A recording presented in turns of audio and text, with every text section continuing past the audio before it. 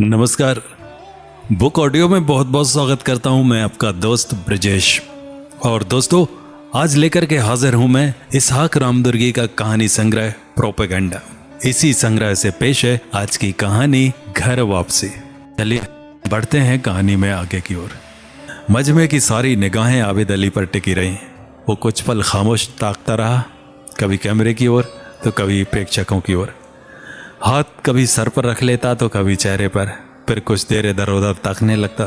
कभी दाहिने हाथ से बाएं हाथ के बाजू को छूता और उसी तरह बाएं हाथ से दाएं बाजू को, मानो कोई गंभीर दुर्घटना का शिकार अपने शरीर के हिस्से को परख कर देख रहा हो कहाँ कहाँ चोट लगी है, सब सलामत है या कोई हिस्सा क्षतिग्रस्त हुआ है, कहीं कुछ बदलाव तो नहीं हुआ है। उधर उत्सुकता बढ़ती जा रही थी। हर कोई धर्मदास के निजी अनुभव सुनने के लिए बेताब हो रहा था। वहां मौजूद दर्शकों को उसने काफी इंतजार करवाया था। एक लंबी चुप्पी के बाद उसने मुंह खोला। कैसे महसूस कर रहा हूं?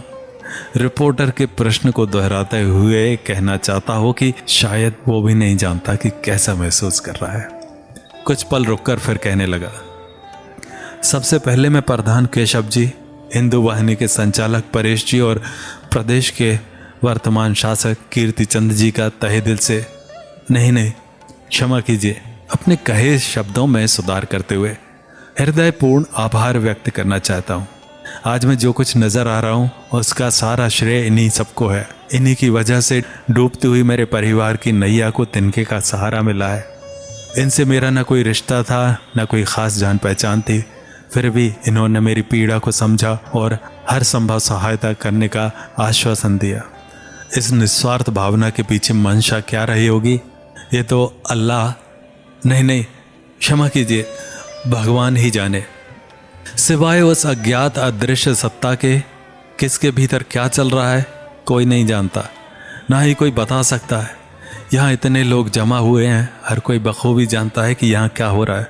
जो दिखाई दे रहा है वो तो सब जानते हैं, लेकिन भीतर क्या चल रहा है किसी को पता नहीं। कुछ पल खामोश इधर उधर देखता रहा। जब देखा कि रिपोर्टर उसकी खामोशी का फायदा उठाकर फिर से सवाल करना चाहता है तो उसे रोकते हुए वही प्रश्न दोहराने लगा, कैसा महसूस कर रहा हूं, है ना? मानो कहना चाहता हो कि अभी पहले प्रश्न के उत्तर की खोज तो करने दो। रिपोर्टर हर मुमकिन कोशिश में था कि कब धर्मदास का प्रवचन समाप्त हो और कब वो अपने तय प्रोग्राम के प्रश्नों के उत्तर प्राप्त करे। उधर परेश जी से लेकर कीर्तिचंद, प्रधान केशव जी एक ताक धर्मदास की ओर देखे जा रहे थे। इशारे से ही सही, जितना हो सके उतनी जल्दी निपट लिया जाए। बात सीधे प्रसारण की थी, गांठ छांट की संभावना भी नहीं थी। धर्मदास का ऐसे हद से ज्यादा बोलना संदेहास्पद साबित हो सकता था, लेकिन वे अब क्या कर सकते हैं? धर्मदास है कि एक नजर भी इधर देखने को तैयार नहीं। अपने अतीत को याद कर धर्मदास गंभीर होता गया। जब मैं आबिद अली था तब मुसीबतों के पहाड़ टूट पड़े थे मुझ पर।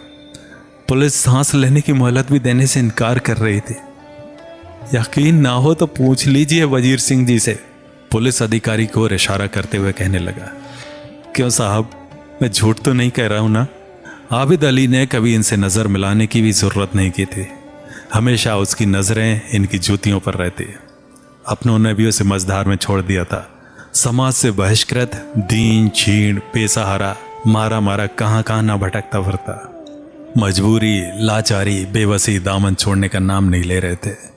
लेकिन आज इनकी जगह सहानुभूति, सांत्वना, विश्वास ने ले लिया है। देखिए साहब, नाम की बड़ी तासीर होती है।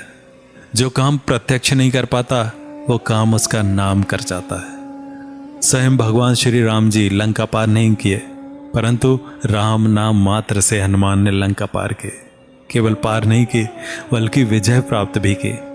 बहुत जरूरी है, हाँ बहुत जरूरी है नाम का बदलना। कुछ पल के लिए धर्मदास रोका। देखा कि रिपोर्टर पहले की तरह उससे प्रश्न करने के मूड में नजर नहीं आ रहा है। धर्मदास फिर शुरू हो गया, मैं गलत था, बिल्कुल गलत, इस बात से बेखबर कि नाम में क्या रखा है। आदमी की पहचान तो काम से होती है। बहुत गलत था मैं। समझा था नाम धर्म मनुष्य के लिए पहचान पत्र मात्र हैं। ये तो बस रहन सहन के तौर तरीकों में बदलाव भर है।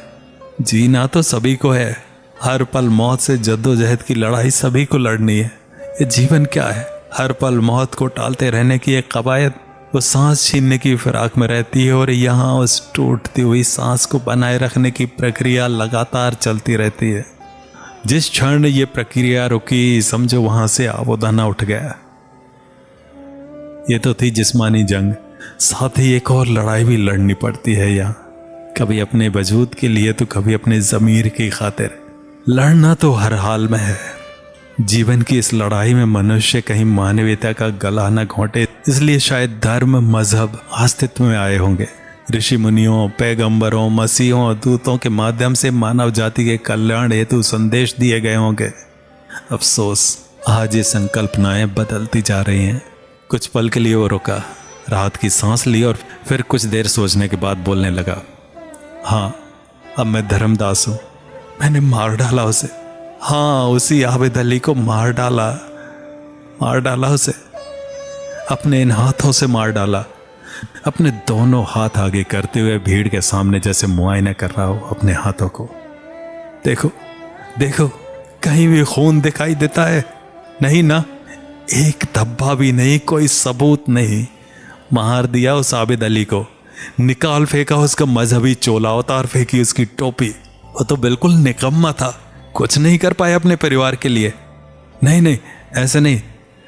फिर अपनी गलती को सुधारने के लहजे में कोशिश करता रहा, लेकिन कामयाब नहीं हो पाया। होता भी कैसे? गलत मजहब से जो था, मार दिया उसे। जरूरी था। देखिए, अब मैंने हिंदू पोशाक पहन ली है। अब यही पोशाक मेरे बेटे को इंसाफ दिलाएगी।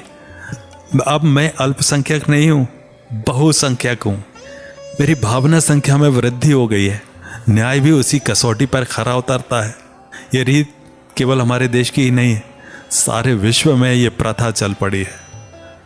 पड़ोसी मुल्क ने मेरे हिंदू भाइयों का जीना दुश्वार कर दिया है। उनकी गलती बस इतनी है कि वे वहां अल्पसंख्यक हैं। मैं तो विश्व भर के अल्पसंख्यकों से निवेदन करता हूं कि वे अपने अपने देश के बहुसंख्यकों के धर्म या मजहब में परिवर्तित हो जाएं। भीतर कौन देखता है, बस दिखाते रहो। मैं क्या महसूस कर रहा हूं मैं? यही बार बार दोहराते रहा। भीड़ की सभी आंखें धर्मदास पर टिकी हुई थी। उनमें कुछ नम थी, कुछ लाल हो गई थी और कुछ इन दोनों से भिन्न थी, जिनमें एक विचित्र वेदना, आर्द्रता और बेबसी झलक रही थी।